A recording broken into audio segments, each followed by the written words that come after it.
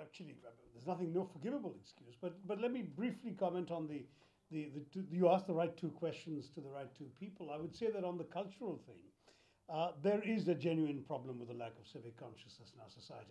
I wrote about this years ago in an essay which, to my surprise, ended up being required reading in a school textbook in Kerala, so I can proudly tell you the anecdote, which is that my parents lived on the second floor of a three-story house in Greater Kailash.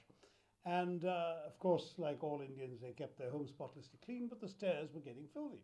So my mother got exasperated and told the lady who came in to clean her apartment, I'll give you some extra money, will you clean the stairs as well? And the walls on the stairs and so on. And the lady looked at her with astonishment and said, but why, madam? The stairs don't belong to you. And, even at her level, she was going to get some extra money out of it. She couldn't understand why anybody would feel any sense of responsibility for something that was not there. So it seems to be very deeply ingrained in us that we look after ourselves and don't really give a damn about everything else, which is precisely why we have all the filth outside and the garbage on the streets and all of this. So that is a problem, and that requires a massive amount of public education of the kind that the Prime Minister has been doing with Swachh Bharat, but it needs to be done at a sort of granular level. But then on Victor's point, by the way, Victor, the anecdote you told about the goddess is not the lady on a turtle, but is actually the river itself. You relegated that to a footnote in the book. It's not in the main text.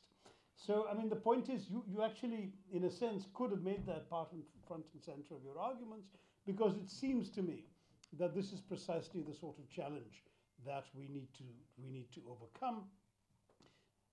There are genuinely people who think you can't pollute the Ganga.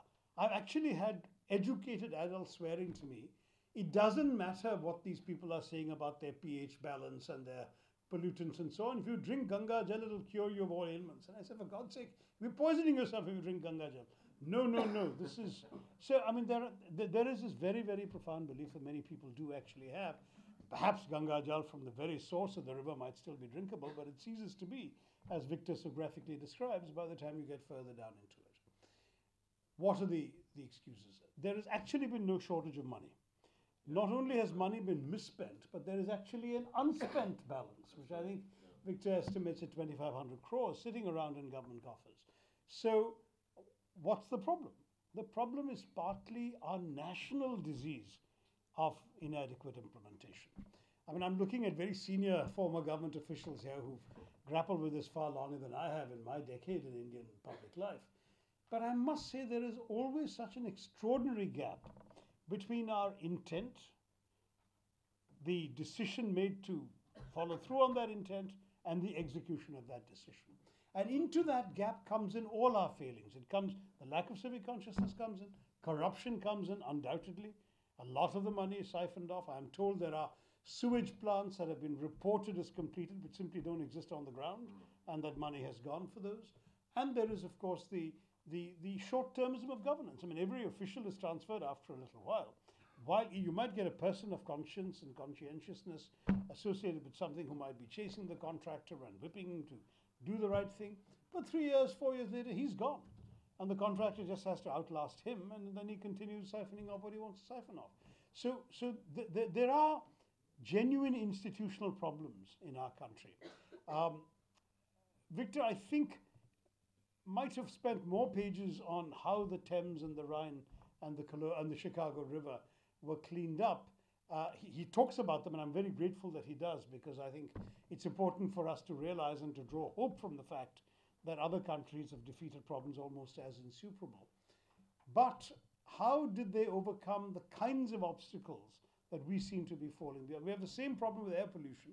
Victor mentions it only glancingly, but London had its pea soupers. There are photographs of Los Angeles in the early 60s. You couldn't see the Hollywood Hills or whatever. And they were able to beat their air pollution problem. Now, of course, Beijing, to greater or lesser degree. How come other countries' experiences, not just about having done it, but how they did it, how they overcame each of these, aren't part of the required catechism for our officialdom? Because perhaps that's one way that we can honestly give up our pride and say, let's just do exactly what others did and see if that can't change.